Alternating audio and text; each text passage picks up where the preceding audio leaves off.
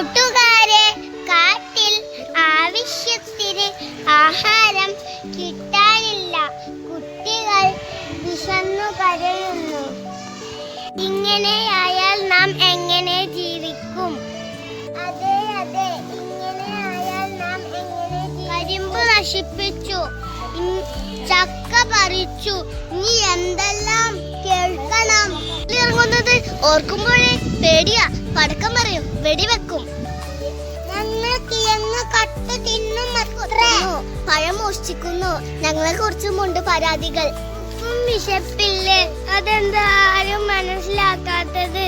എന്നിട്ട് കാര്യമില്ല, നമുക്ക് നല്ല തടിമിടുക്കില്ലേ? നമുക്ക് വേണ്ടത് നമുക്ക് തന്നെ കൃഷി ചെയ്യാം. നല്ല ഐഡിയ, നമുക്കും കൃഷി ചെയ്യാം.